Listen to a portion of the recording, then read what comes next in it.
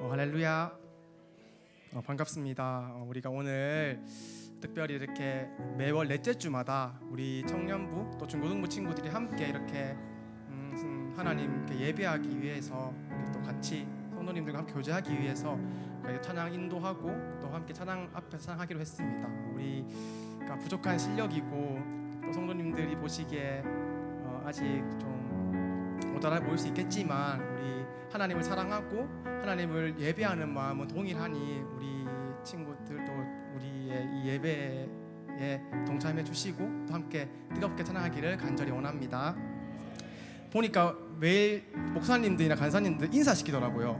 그래서 나도 어떤 인사를 시켜야 할까 생각하다가 저는 심플하게 하겠습니다. 우리 옆 사람을 보고 인사할까요? 안녕하세요, 반갑습니다. 안녕하세요, 반갑습니다. 은혜 많이 받읍시다. 인사할까요? 은혜 많이 받읍시다. 은혜 많이 받읍시다. 자, 우리 주님 보좌 앞에 나아가 찬양하겠습니다.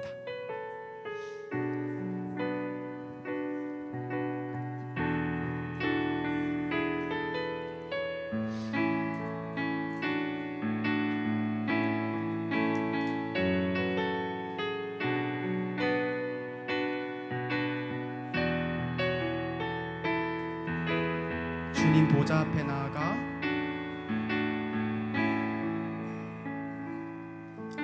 주님 보좌 앞에 나아가 참된 안식과 기쁨 나누리겠네.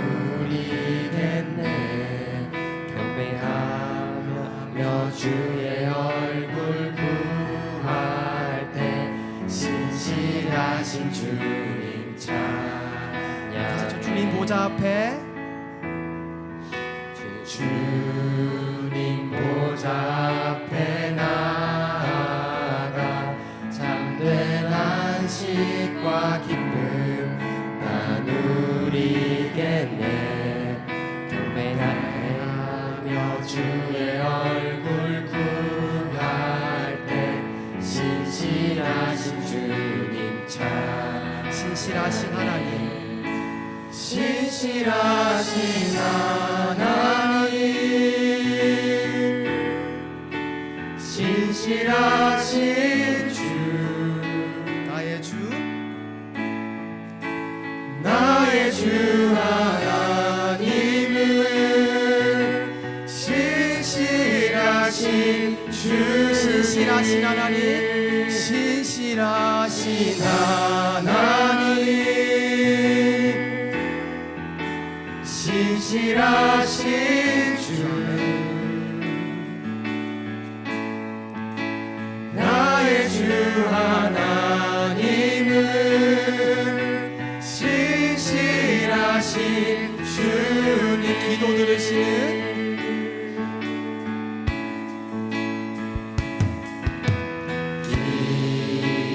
들으시는 하나님 폭풍 속에 내 눈 내 노래시라 주의 날개 아래서 내 맘 쉬리니 신실하신 주님 참 신실하신 하나님 신실하신 주 우리 주님이십니다. 나의 주 하나님은 신실하신 주 신실하신 하나님 신실하신 주 나의 주 하나님은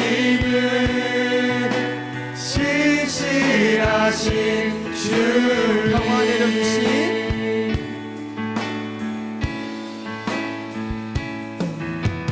평화 내려주신 하나님 나로 고통받는 자를 위로하게 하소서.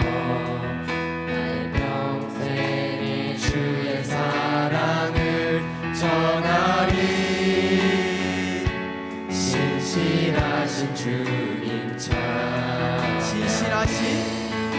신실하신 하나님, 신실하신 주, 나의 주 하나님은 신실하신 주, 신실하신 하나님,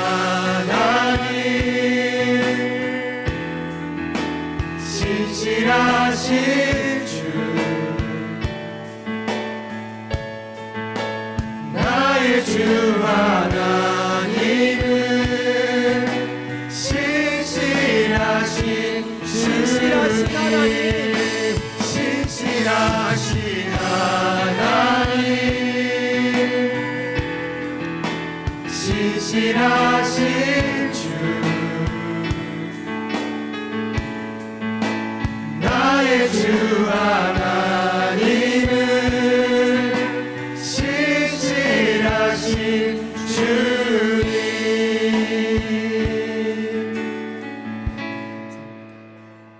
우리 다음은 즐겁게 찬양하겠습니다.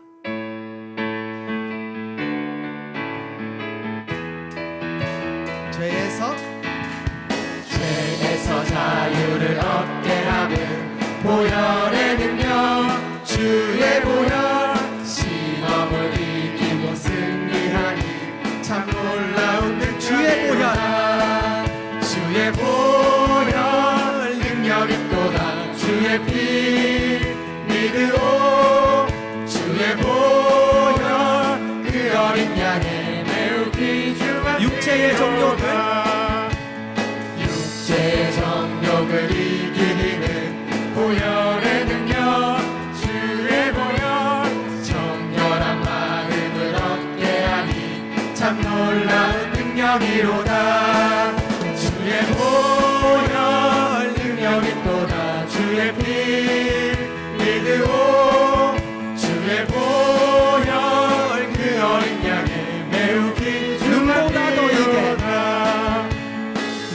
눈보다 더이게 밝히는 것 보혈의 능력, 주의 보혈, 부정한 모든 것 밝히시니 참 놀라운 능력이로다.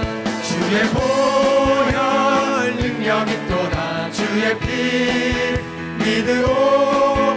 주의 보혈 그 어린 양의 매우 귀중한 피로다. 주의 복음을 전할 제목 보혈의 능력, 주의 보혈, 날마다 나에게 찬송 주니 참 놀라운 능력이로다. 주의 보혈 능력 있도다. 주의 피 믿으오. 주의 보혈 그 어린 양의 매우 귀중한 죄에서 자유를 자유를 얻게 하는 보혈의 능력, 주의 보혈, 시험을 이기고 승리하니 참 놀라운 능력이로다. 주의 보혈 능력 있도다. 주의 피 믿으오. 주의 보혈 그 어린 양의 매우 귀중한 육체의 피로다. 육체의 정욕을 이기는 보혈의 능력, 주의 보혈, 정결한 마음을 얻게 하니 참 놀라운 능력이로다.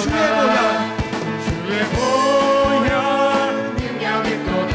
주의 피 믿으오. 주의 보혈 그 어린 양의 매우 귀중한 눈보다 더이게 눈보다 더이게 밝히는 것 보혈의 능력, 주의 보혈, 부정한 모든 것 밝히시니 참 놀라운 능력이로다. 주의 보혈 능력 있도다. 주의 피 믿으오. 주의 보혈 그 어린 양의 매우 귀중한 피로다. 구주의 복음을 전할 제목 보혈의 능력, 주의 보혈, 참 놀라운 능력이로다. 주의 보혈 능력이 또다. 주의 피 믿으오. 주의 보혈 그 어린 양의 매우 주의 보혈 귀중하기로다. 주의 보혈 능력이 또다. 주의 피 믿으오. 주의 보혈 그 어린 양의 매우 귀중하기로다.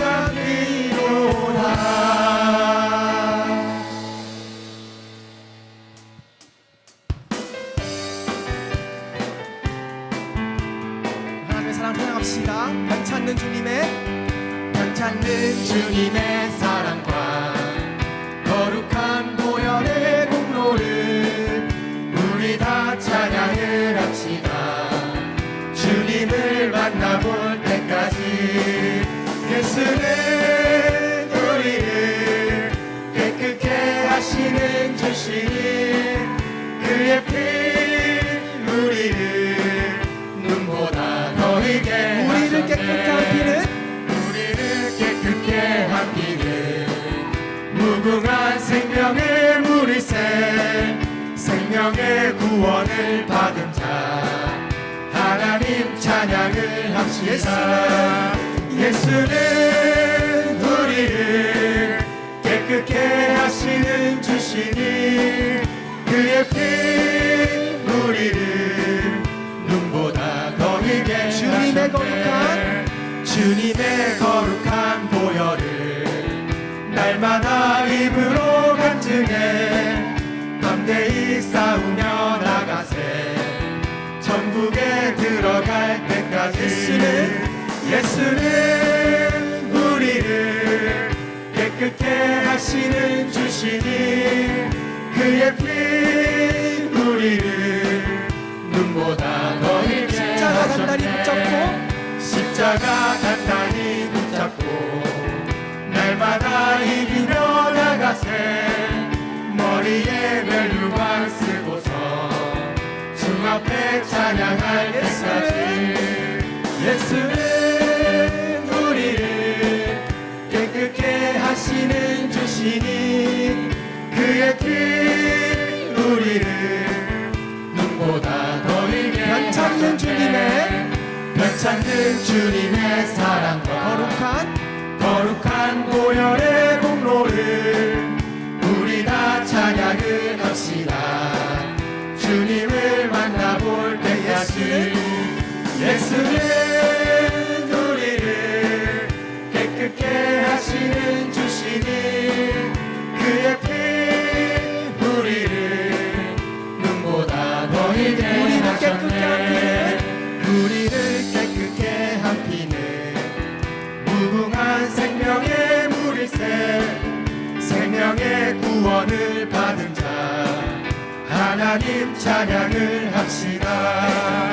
예수는 우리를 깨끗게 하시는 주시니 그의 피 우리를 눈보다 더 희게 주님의 거룩한 보혈을 주님의 거룩한 보혈을 날마다 입으로 간증해 담대히 싸우며 나가세 전국에 들어갈 때까지 예수는 우리를 깨끗게 하시는 주시니 그의 피 우리를 눈보다 더 십자가 단단히 붙잡고 십자가 단단히 붙잡고 날마다 이기며 나가세 머리에 멸류관 쓰고서 주 앞에 찬양할 때까지 예수는 우리를 깨끗게 하시는 주시니 그의 피 우리를 눈보다 예수는 우리를 하셨네. 예수는 우리를 깨끗게 하시는 주시니 그의 피 우리를 눈보다 더 희게 하셨네. 아멘. 감사합니다. 하나님. 감사합니다. 찬양합시다.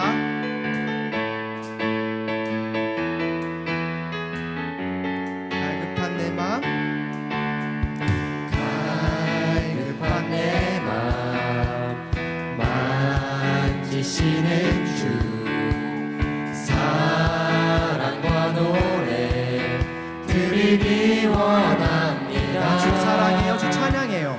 주 사랑해요, 주 찬양해요. 높고 거룩한 높고 거룩한 주 날 만져주시니 이전과 같지 않으리. 주 사랑해요,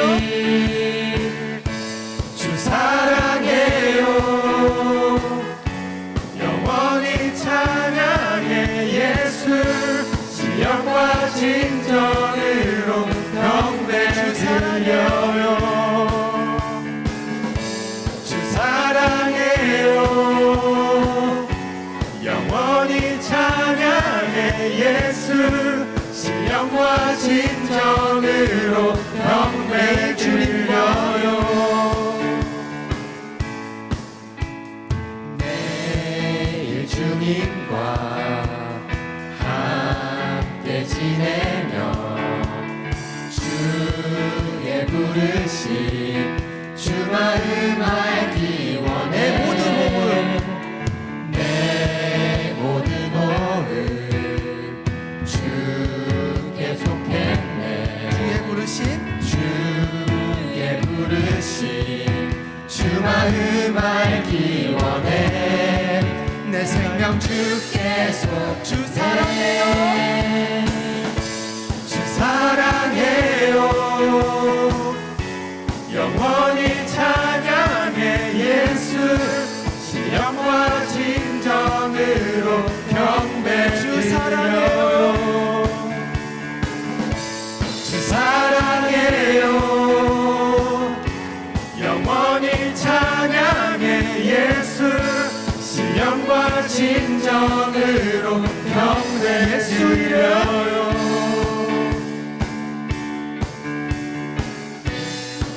예수 이름 높이 올려드리세. 한 목소리로 소리 높여 모두 외치세. 주 사랑해요, 영원히 찬양해. 예수 신령과 진정으로 경배 드려요. 주 사랑해요, 사랑해요, 영원히 찬양해. 예수 신령과 진정으로 경배 드려요.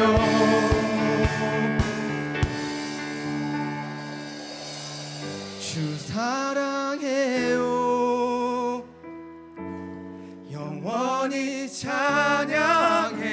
예수 신령과 진정으로 경배 드려요. 주 사랑해요,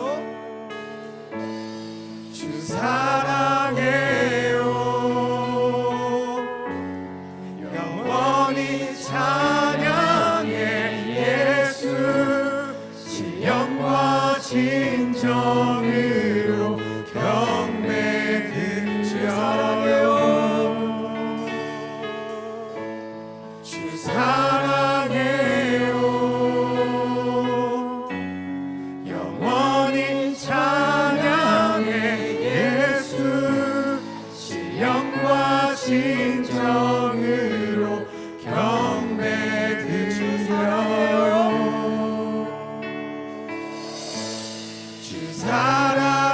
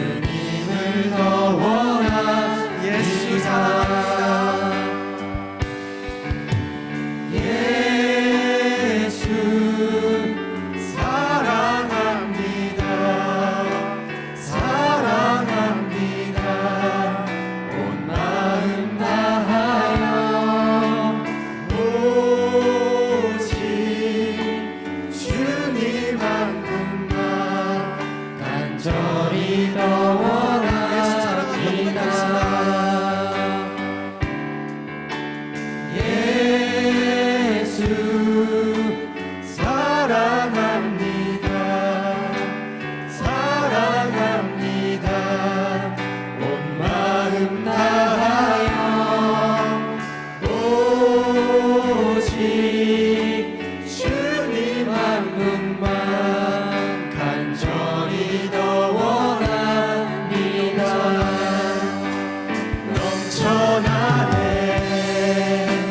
넘쳐나네 주를 향한 내 속에 갈망이 주님께로 나를 이끌어 주소서. 주님을 더 원합니다. 넘쳐나네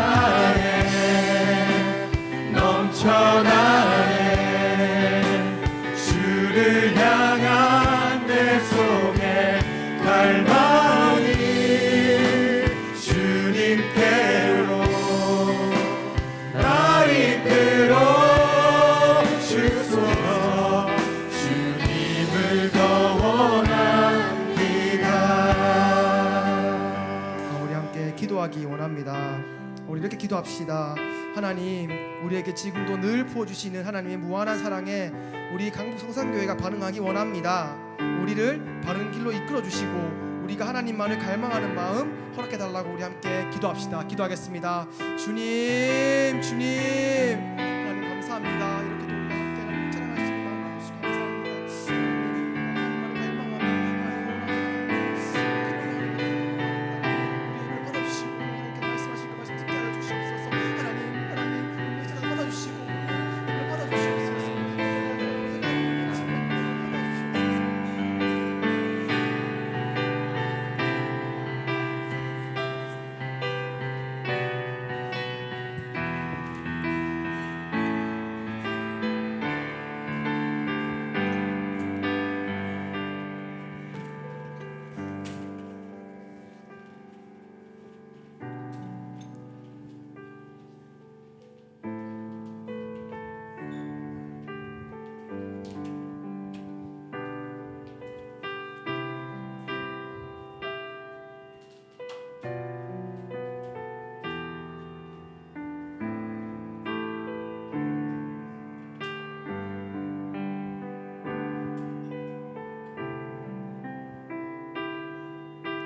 사랑이 많으신 하나님 감사를 드립니다. 주님을 찬양하며 주님을 예배하게 하심 너무나 감사를 드립니다. 매 순간 매 시간마다 우리 하나님이 찾으시는 예배자가 되길 간절히 소망합니다. 이 시간 주님 이곳에 임재하시는 예배가 되게 하여 주시옵소서. 주님, 늘 주님 뜻대로 살기를 원하지만 그러지 못했음을 이 시간 고백합니다. 주님의 뜻보다는 내 뜻과 내 생각대로 판단하며 지난 한 주간도 보냈음을 용서해 주시옵소서. 주님, 저희 앞에 저희들의 뜻은 다 내려놓고 온전히 주님의 뜻을 따라가는 믿음이 되길 간절히 원합니다. 사랑의 주님, 중고등부 수련회를 은혜 가운데 마치게 하신 너무나 감사드립니다. 저희 중고등부를 특별히 기억하여 주시고 믿음이 더욱 강하게 성장하는 중고등부가 될 수 있도록 붙들어 주시옵소서. 앞으로 있는 유초등부, 청년부, 정교인 수련회도 은혜 가운데 잘 진행될 수 있도록 저희들이 기도로 준비하며 기대하며 기다리게 하여 주시옵소서. 이 시간 말씀 준비하신 목사님 계십니다. 주님, 목사님 성령 충만하게 붙들어 주셔서 전하시는 말씀에 힘을 더하여 주시옵시고 말씀 듣는 저희들에게도 은혜 가득한 예배가 되길 간절히 원하며 이 모든 것 예수님 이름으로 기도드립니다. 아멘.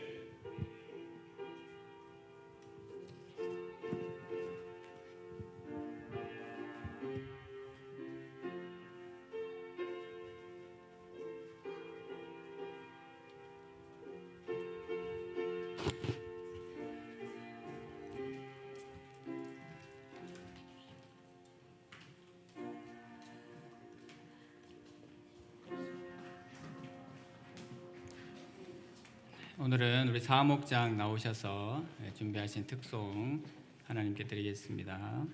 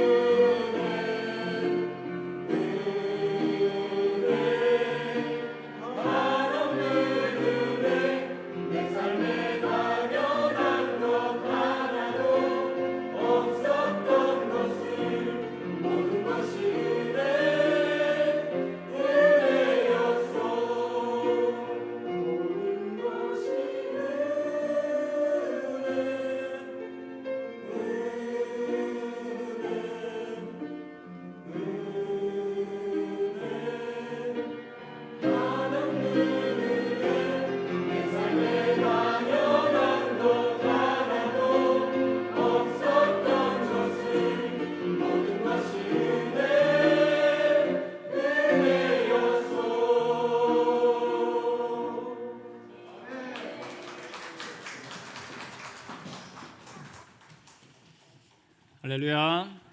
귀한 찬양 감사합니다. 오늘 달력을 보니까 그 절기상으로 대서더라고요.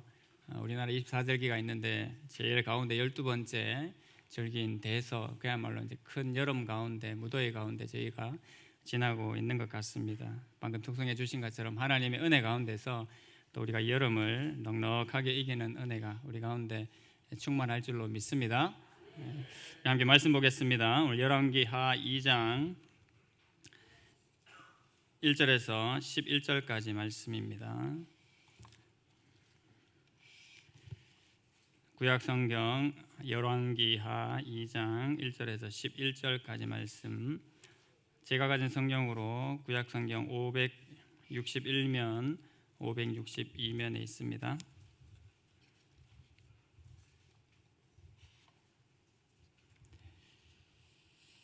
1절부터 11절까지 함께 한 절씩 교독하겠습니다. 2장 1절 먼저 읽겠습니다. 여호와께서 해오리 바람으로 엘리야를 하늘로 올리고자 하실 때에 엘리야가 엘리사와 더불어 길갈에서 나가더니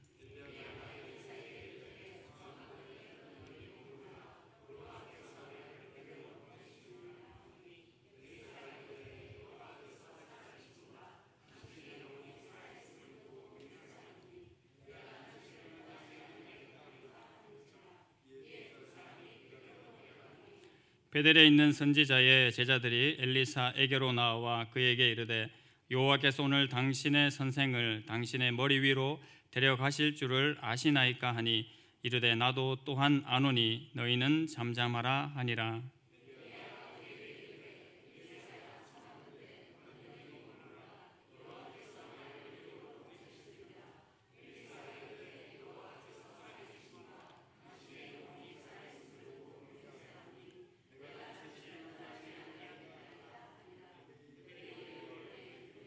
여리고에 있는 선지자의 제자들이 엘리사에게 나와 이르되 여호와께서 오늘 당신의 선생을 당신의 머리 위로 데려가실 줄을 아시나이까 하니 엘리사가 이르되 나도 아노니 너희는 잠잠하라.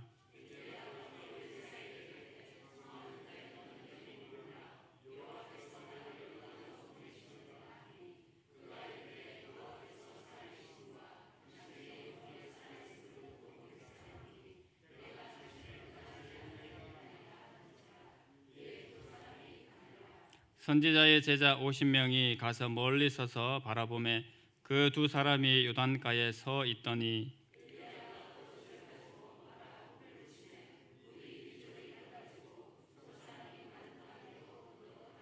건너매 엘리야가 엘리사에게 이르되 나를 내게서 데려감을 당하기 전에 내가 내게 어떻게 할지를 구하라.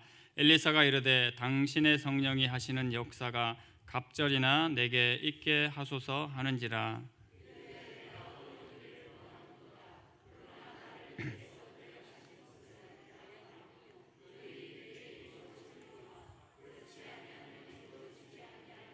우리 11절 말씀 같이 읽습니다. 두 사람이 길을 가며 말하더니 불수레와 불말들이 두 사람을 갈라놓고 엘리야가 회오리 바람으로 하늘로 올라가더라.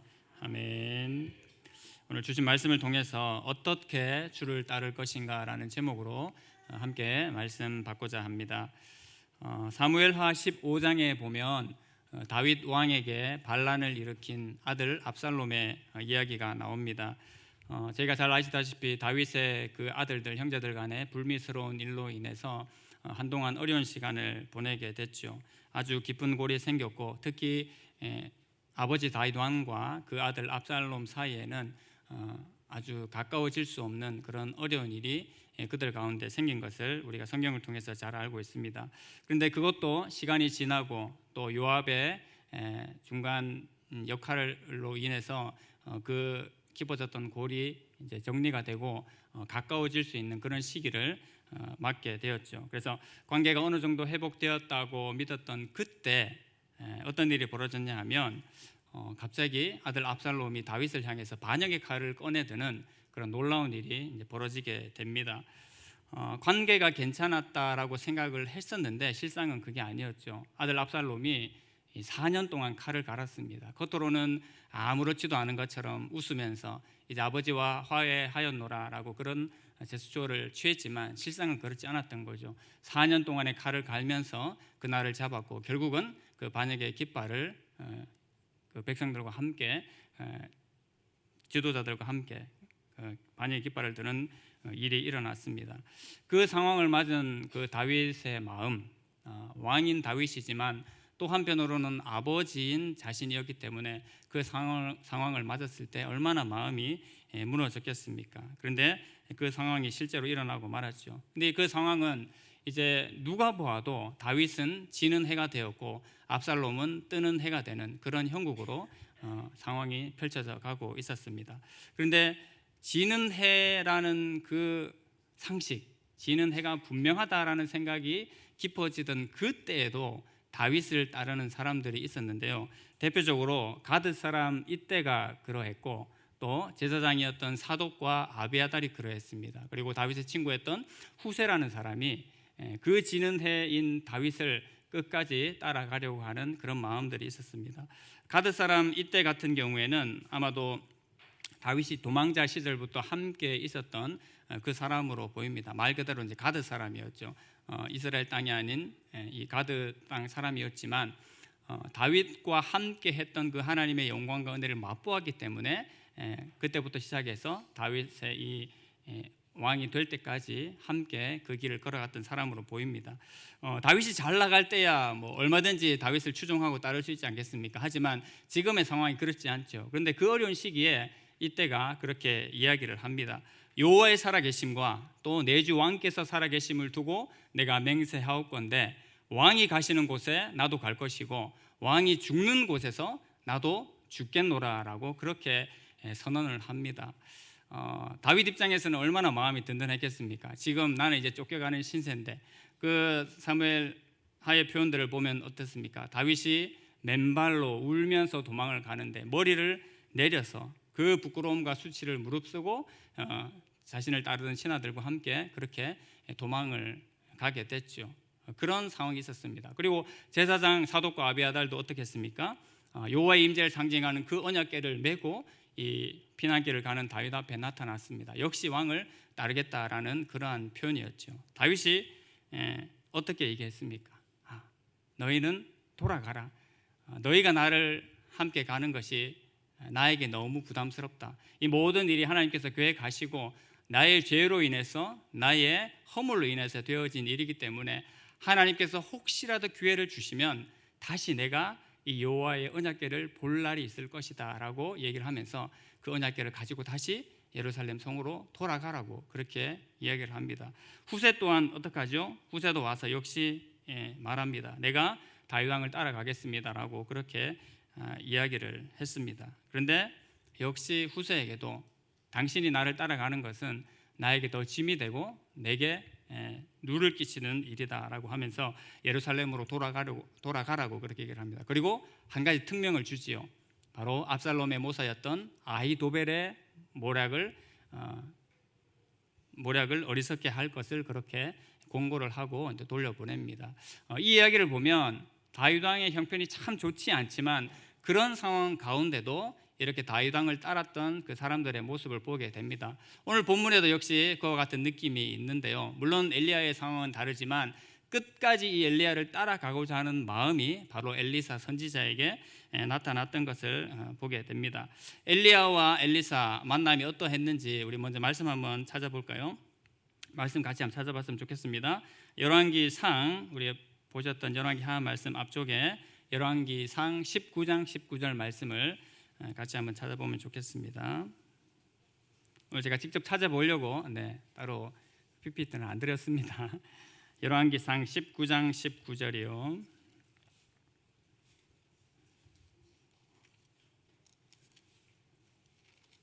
구약성경 550면, 551면쯤에 있습니다.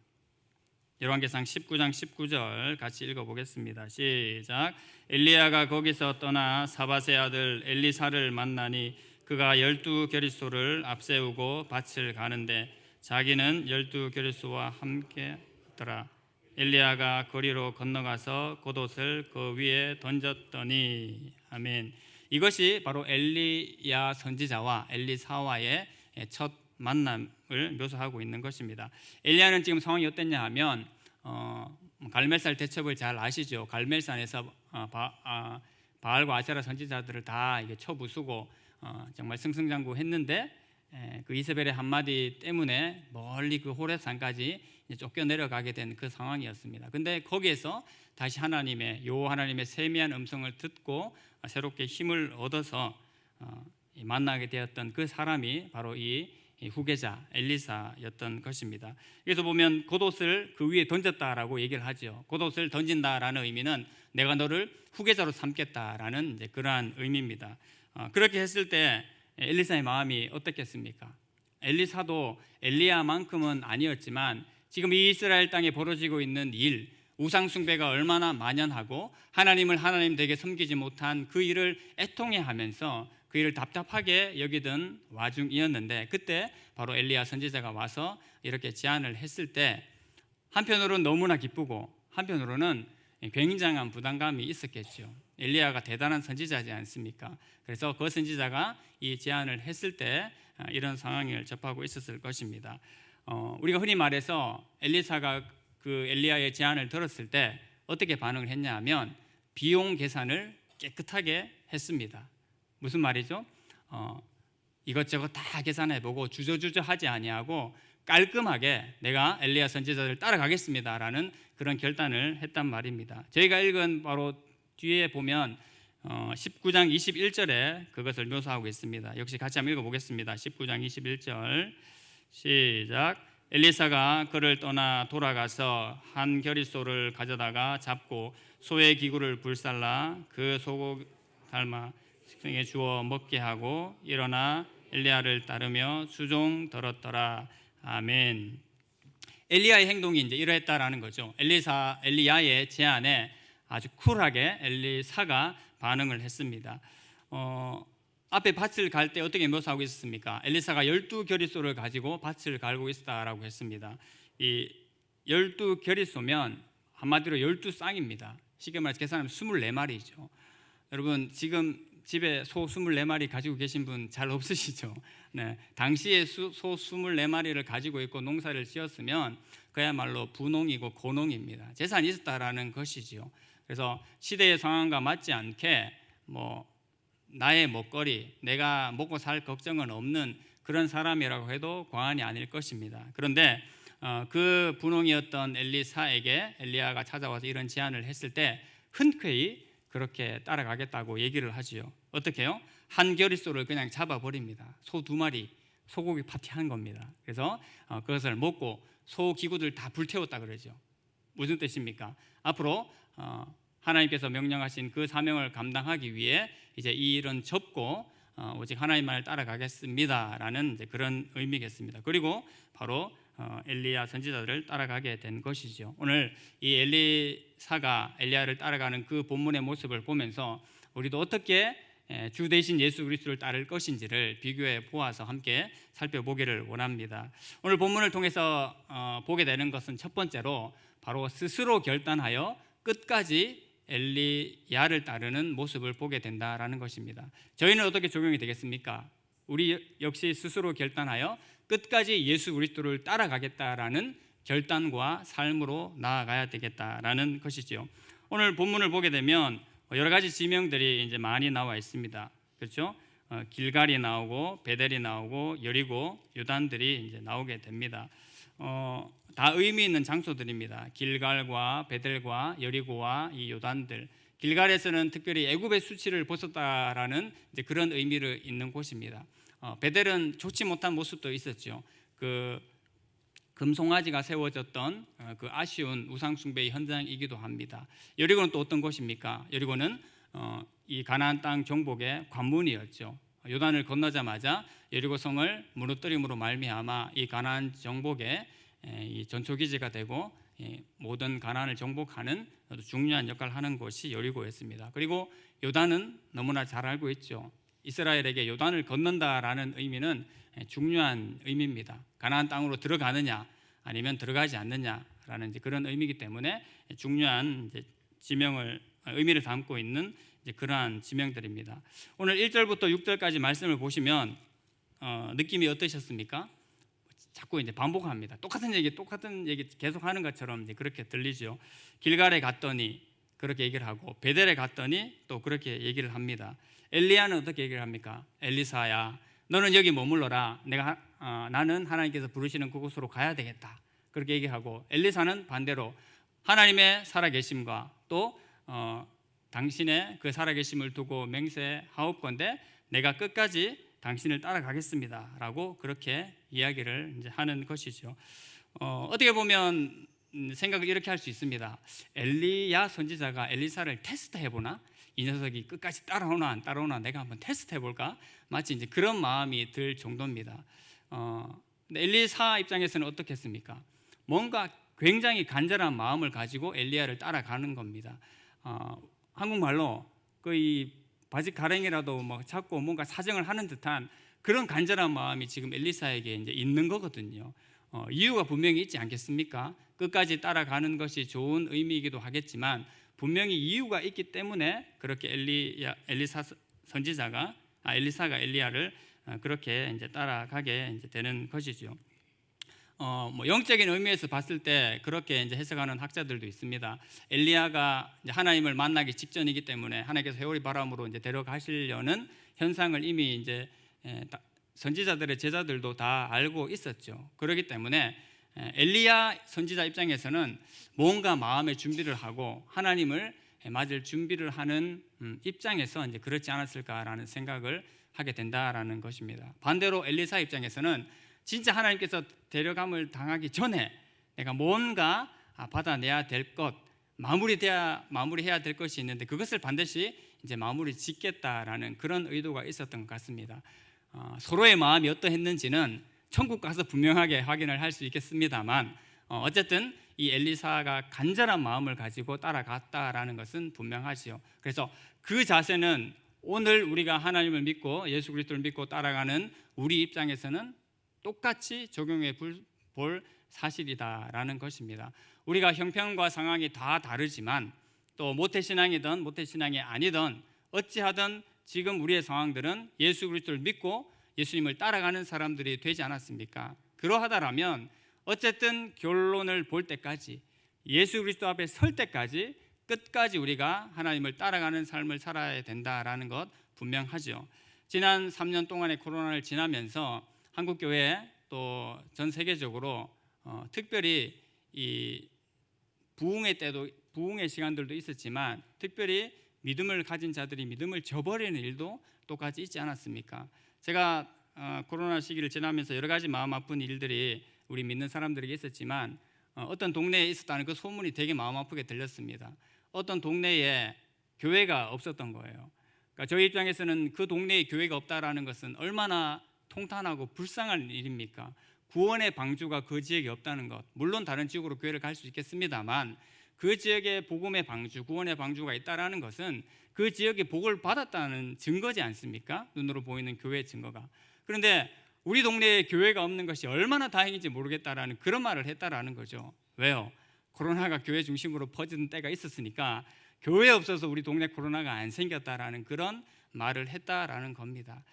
이 육신이 코로나로 인해서 죽을 수 있기는 합니다만 그건 역시 어려운 일이긴 합니다만 이 육체 죽어가는 것은 두려워하면서 영혼 죽어가는 것을 두려워하지는 않는 그런 마음이 세상 사람들 마음 가운데 있는 거죠. 그래서 한편으로는 그런 마음 아픈 현실이 있었다는 겁니다. 그들은 그렇게 생각할지라도 하나님의 교회는 영원 전부터 영원 후까지 사라지는 법이 없고 하나님 예수 그리스도께서 오시는 날까지 계속토록 왕성하게 일어나 살아있는 것이 하나님의 교회인 줄로 믿습니다.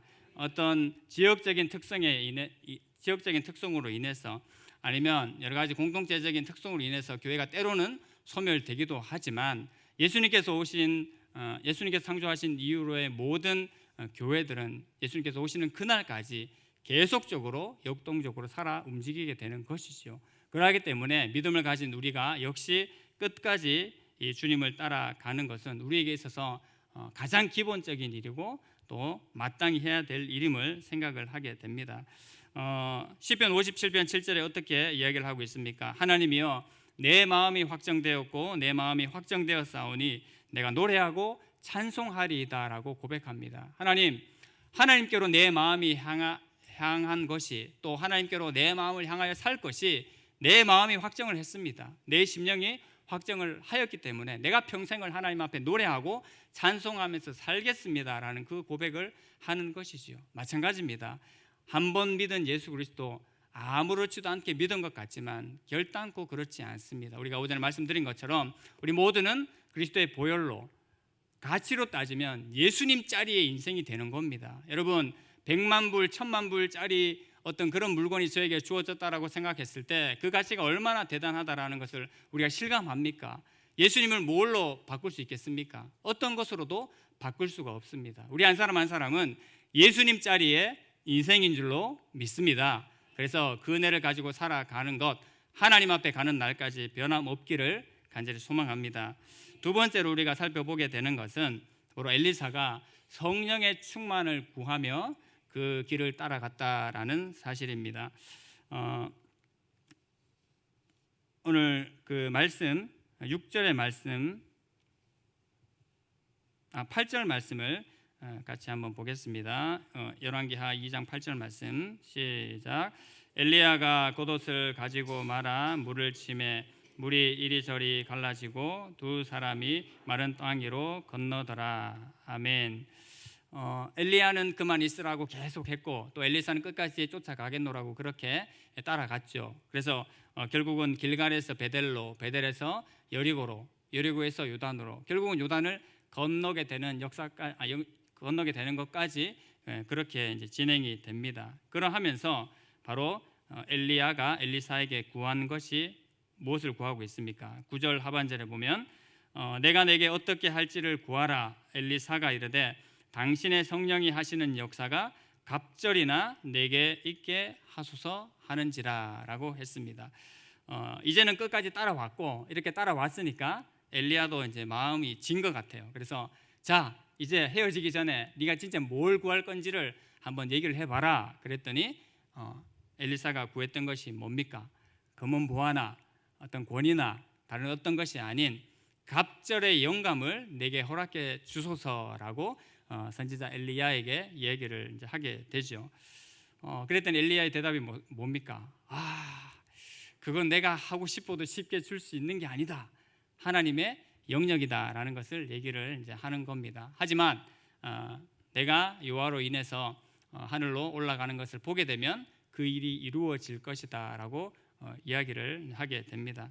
이미 그 엘리야가 옷을 말아서 요단을 갈랐다라는 것은 뭐 그 전에도 그러했지만 홍해를 갈랐던 모세, 또 요단강을 갈랐던 요호수아와 같은 그런 영적인 권위를 가졌다라는 것을 이미 우리가 알고 있죠. 엘리사도 마찬가지입니다. 뭐 이미 알고 있었지만 지금 상황에서 역시 그 요단을 이 육지같이 가르고 올라온 것을 보면서도 역시 당신은 하나님의 선지자입니다라는 것을 보면서 엘리사가 구한 것이 뭐냐 하면 똑같은 능력을 나에게 주십시오라는 것보다 결국은 이 모든 일이 여호와 하나님으로 말미암아 된 것을 알고 저 역시 하나님의 성령을 저한테 부어주시기를 간구합니다라는 그런 간구를 하게 되는 거죠. 그리고 말하기를 어떻게 해요?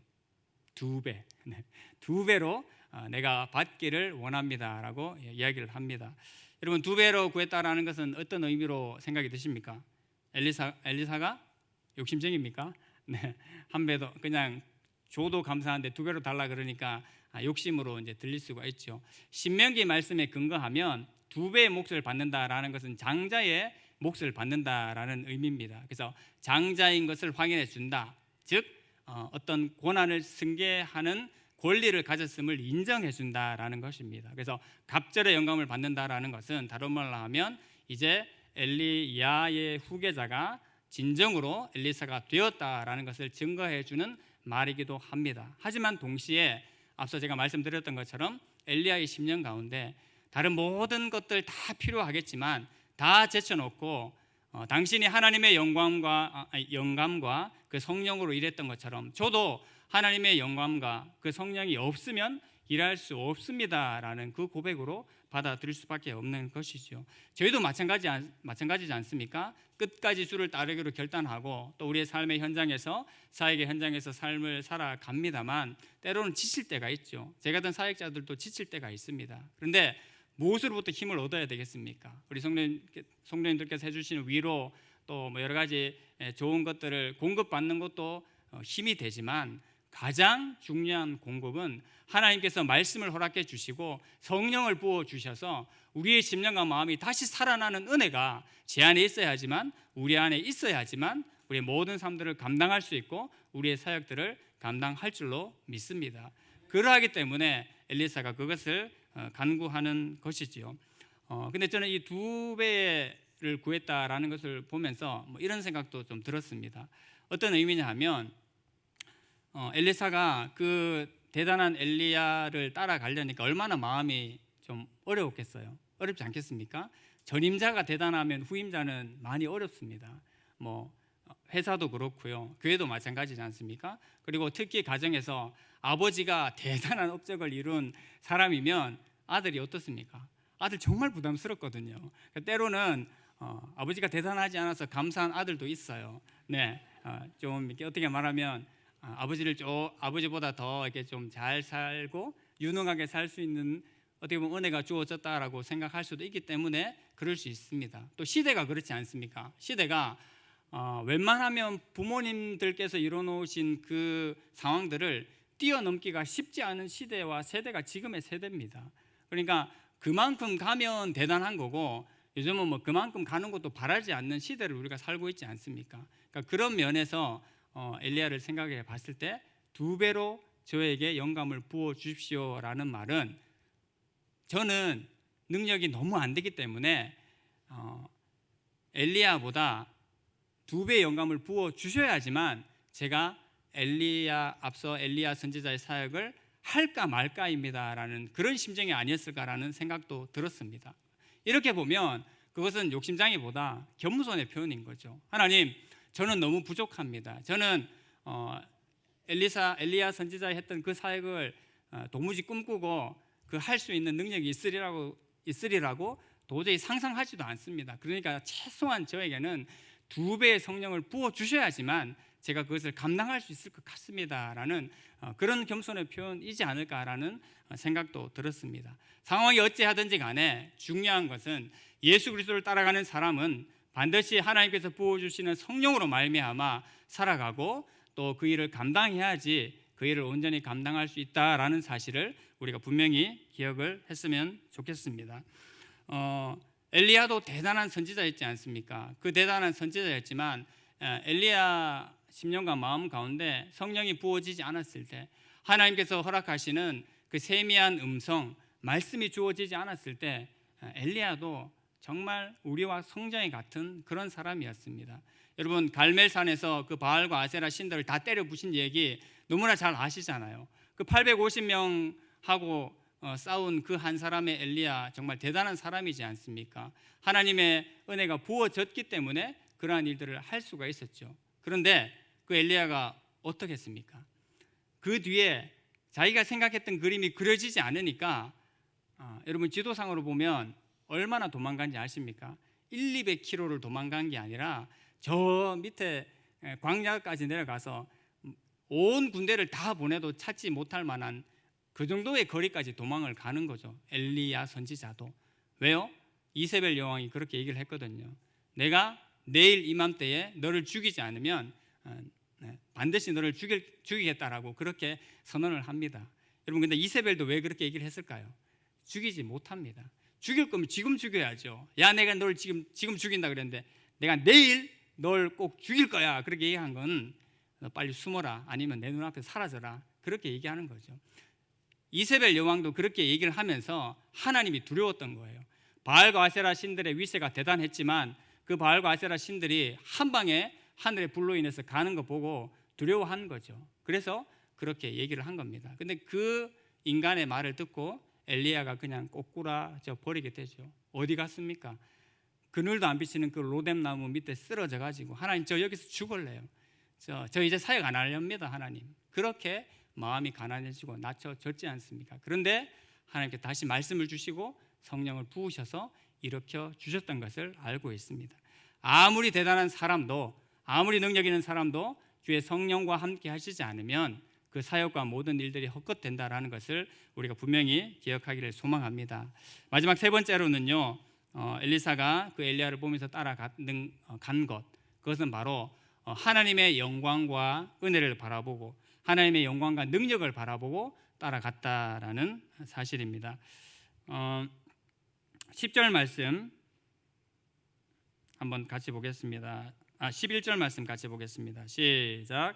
두 사람이 길을 가며 말하더니 불수레와 불말들이 두 사람을 갈라놓고 엘리야가 회오리 바람으로 하늘로 올라가더라. 아멘. 자, 모든 결론이 이제 났습니다. 이 일이 일어나면 갑절의 영감 구한 것도 하나님께서 허락하실 것이다라고 엘리야 선지자가 이야기를 했죠. 그런데 결국은 엘리사가 가장 가까이에서 하나님께서 회오리 바람으로 이 엘리야 선지자를 데리고 올라가는 것을 눈으로 목도하게 된 것이지요. 여러분, 이건 그냥 대단한 사건이다. 대단한 사건이기도 하죠. 그냥 평범한 사건이 아니죠. 근데 그냥 그렇게만은 볼 것은 아닙니다. 단순히 엘리야가 죽음을 맛보지 않고 하늘로 다시 올라갔다. 그러니까 이게 굉장히 엘리야의 영광스러운 모습이다라는 것으로 끝나지 않습니다. 왜일까요? 그것은 바로 구약의 시대이지만 엘리사 입장에서 봤을 때는 그들이 아직까지 알지 못하던 하나님께서 보내실 그 메시아 예수 그리스도가 다시 오실 그것을 꿈꿀 수 있고 소망을 할 수 있는 그런 메시지로 받아들일 수 있다는 것입니다. 우리에게는 이미 예수님께서 오셨습니다마는 우리에게는 역시 다시 오실 예수 그리스도를 바라보면서 그 소망을 가지고 살아갈 수 있다라는 그러한 의미인 거죠. 앞서 제가 말씀드렸지만 엘리사가 끝까지 엘리야를 따라가고자 한 이유가 바로 여기에 있다라고 해도 과언이 아닐 것입니다. 하나님, 제가 엘리야 선지자 가운데 있었던 그 하나님의 영광과 능력으로 내가 일하기를 원합니다. 성령도 마찬가지지만요, 그 하나님의 영광과 은혜를 엘리야 선지자를 통해서 맛보았기 때문에 저 역시 그것을 바라보고 따라가기를 원합니다라는 마음이 있었다라는 거죠. 그래서 그것에 대한 확신이 있어야지만 제가 이 사역을 감당할 수 있겠다라는 의미입니다. 여러분, 하나님께서 물론 사람을 세우셔서 사람을 통해서 역사하시지만 우리가 사람을 보고 따라가면 안 된다라는 얘기를 하죠. 그럼 어떻게 해야 됩니까? 하나님께서 분명히 사람을 세우셨고 또 우리 때로는 사람을 보고 따라가야 되는데 그럼 이럴 수도 없고 저럴 수도 없는 겁니까? 저희가 생각해야 될 것은 하나님께서 세우신 사람을 따라가되 특별히 하나님께서 세우신 그 사람 가운데 있는 하나님의 능력과 영광을 바라보면서 따라가야 된다라는 것을 기억하기를 원합니다. 우리는 어떠한 사람이든지 간에 다 하나님께서 그 하나님의 그 영광과 은혜와 능력을 그 사람 가운데 작은 사람일지라도 부어주셨습니다. 우리가 때로는 아이들을 보면서도 하나님의 영광과 은혜를 체험하지 않습니까? 그래서 예수 그리스도를 믿는 사람들은 그리스도인들은 누구나가 하나님의 영광과 은혜와 능력을 체험한 사람들이고 그것을 가지고 가는 사람들입니다. 그러하기 때문에 교회에서 우리가 사람을 섬기고 또 사람을 따라갈 때에 가장 중요한 것은 그 사람 가운데 있는 하나님의 영광과 은혜와 능력을 바라보면서 우리가 따라가야 된다라는 것이죠. 엘리사가 그것을 보았기 때문에 그렇게 엘리야를 따라가고자 했던 것입니다. 그 능력이 대단해서가 아니라 그 사람 가운데 있는 이 엘리야 선지자 가운데 있는 하나님의 영광과 은혜와 능력을 맛보았기 때문에 그렇게 따라가고자 하는 것이지요. 우리 입장에서는 바로 그분이 예수 그리스도가 되시는 것입니다. 엘리야 선지자가 하늘로 승천했다라는 것은 예수님으로 말하면 뭐겠습니까? 십자가 사역을 다 감당하시고 부활하셔서 승천하시는 그 예수 그리스도를 우리에게 예표한다라고 보면 되겠습니다. 그러니까 우리가 바라보아야 될 것은 십자가에 달리신 예수 그리스도, 그리고 사망 권세를 이기시고 부활하셔서 승천하시는 그 예수 그리스도를 바라보며 우리의 사역들을 감당하고 우리의 삶들을 살아간다라는 의미인 거죠. 우리가 그 은혜로 삶을 살아가야 된다라는 것입니다. 우리가 삶을 살아가면서 여러 가지 표적을 구할 수도 있고 하나님께서 신비로운 일들, 놀라운 일들을 우리 가운데 부어 주실 수도 있습니다. 그런데 가장 확실한 표정은 무엇이겠습니까? 바로 십자가에 달리신 예수 그리스도, 부활 승천하신 예수 그리스도를 바라보고 따라가는 것이 우리의 신앙생활 가운데 가장 확실한 표적인 줄로 믿습니다. 바로 그 은혜를 가지고 하나님 앞에 따라가는 것이죠.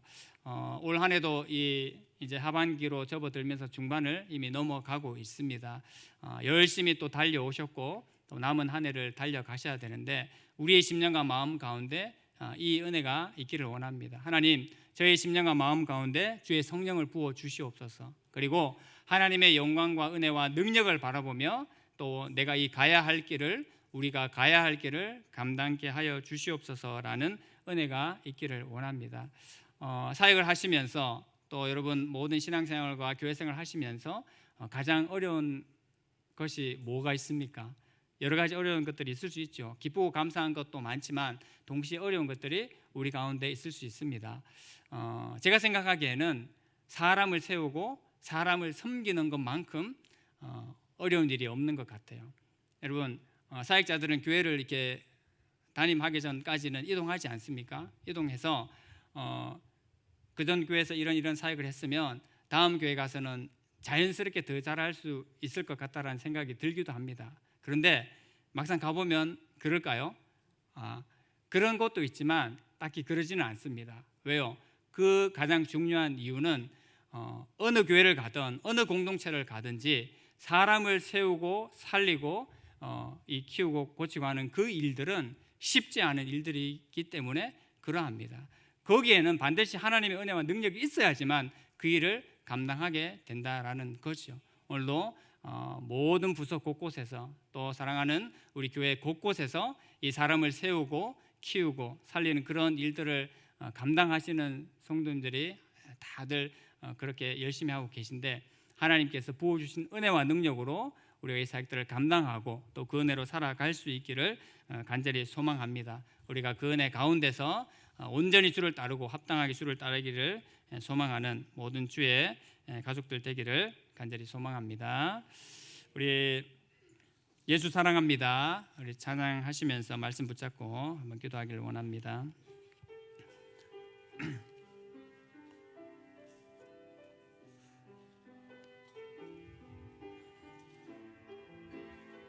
예수 사랑합니다. 예수 사랑합니다. 사랑합니다. 온 마음 다하여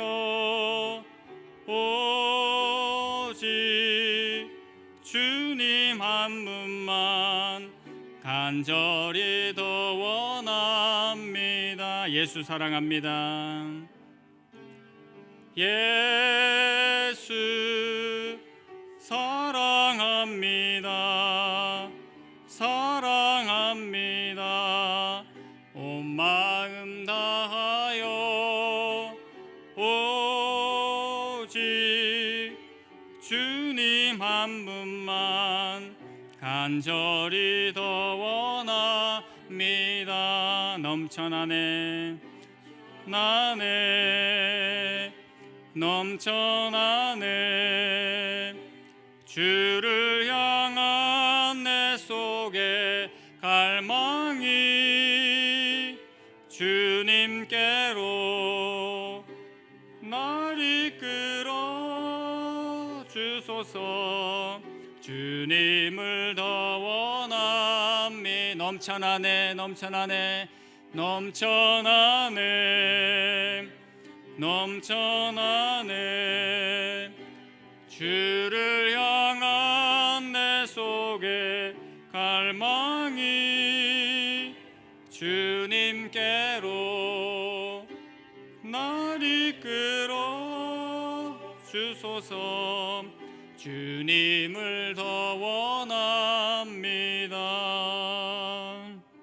우리 함께 마음을 모아서 기도하기를 원합니다. 하나님 아버지, 나의 심령과 마음 가운데 하나님 사람을 세우고 살리고 하나님 온전케 하는 그러한 은혜가 충만케 되기를 원합니다. 하나님 아버지, 생명사역의 은혜가 주의 교회 가운데 더 풍성하게 일어날 수 있기를 원합니다. 우리 가운데 많은 사역들이 있지만 먼저 사람을 세우고 살리고 고치는 그 일에 우리가 온전히 힘을 모으게 하시고 그 일을 감당함으로 말미암아 주의 교회가 살아 생명이 있는 교회 되게 하여 주시옵소서. 그 일로 말미암아 또 모든 세워져야 될 모든 것들이 온전하게 세워지게 하시고 또 하나님 나라의 그 역할을 잘 감당할 수 있는 주의 교회 또 모든 성도님들 또 우리 가정 될 수 있게 해달라고 우리 말씀을 붙잡고 기도하겠습니다. 하나님 아버지 은혜를 감사합니다. 하나님의 은혜가 우리 심령과 마음 가운데 있음을 고백하고 감사하며 하나님 앞에 영광을 올려드립니다. 하나님 아버지 어떻게 우리 하나님을 따라갈 것인지를 고민하며 하나님 앞에 나아가고자 소망합니다. 하나님 아버지 나는 무엇을 바라보고 하나님을 따라가며 우리 주를 섬기며 따르고 있습니까? 하나님의 영광과 은혜와 소망을 기억하며 바라보며 하나님 따라갈 수 있기를 간절히 소망합니다. 무엇보다도 하나님 아버지 우리의 심령과 마음 가운데 나의 심령 가운데 주의 성령을 부어 주시옵소서. 하늘의 영광으로 충만케 하여 주시옵소서. 하나님 아버지 이것이 아니고는 내가 모든 일들을 감당할 수 없으며 하나님 아버지 특별히 영혼을 세우고 살리는 이 일들을 감당할 수 없음을 하나님 앞에 고백합니다. 날마다 하늘의 문을 여시고 이 은혜와 성령을 부어 주시옵소서. 하나님 아버지 이 은혜로 살게 하여 주시고 이 은혜로 하나님 사람을 세우게 하시고 하나님 견고하게 하시고 하나님 주의 교회를 세워갈 수 있는 은혜로 충만케 하여 주시옵소서. 이 은혜와 소망으로 충만케 하여 주시옵소서. 이 은혜로 하나님 앞에 날마다 살게 하시고 우리 한 사람뿐만 아니라 우리의 가정들이 이러한 은혜로 세워지게 하여 주시고 주의 교회가 그 견고한 트 위에 하나님 세워줄 수 있도록 인도하여 주시옵소서. 하나님 아버지 우리가 바라보아야 될 것을 분명히 바라보게 하시고 하나님 그 은혜 가운데 날마다 견고하게 세워줄 수 있도록 하나님 인도하시고 주장하여 주시옵소서. 하나님 아버지 은혜를 감사합니다. 오늘 말씀을 통하여서 우리가 어떻게 주를 따를 것인지 다시 한번 확인하며 결단하게 하시니 감사합니다. 우리가 이미 다 알고 있는 바이지만 우리의 심령과 마음을 다시금 새롭게 하시고 또 달려가는 이 하반기 모든 사역 가운데 주의 은혜와 영광이 충만한 우리의 삶 되게 하시고 우리의 가정 되게 하시고 주의 피값 주고 사신 몸된 교회 되게 하여 주시옵소서. 그리하여 하나님 이 시대에 하나님의 마음을 시원하게 하여 드리는 또 합당한 주의 교회로 불릴 수 있는 은혜가 이 교회 가운데 충만케 하여 주시옵소서. 감사드리며 예수 그리스도의 이름으로 기도하옵나이다. 아멘. 이제는 우리 주 예수 그리스도의 은혜와 아버지 하나님의 놀라우신 사랑과 성령님의 감동 감화 역사하심이 온전히 주를 따르기를 소망하는 사랑하는 모든 주의 백성들에게 지금으로부터 영원토록 함께 있을지어다. 아멘.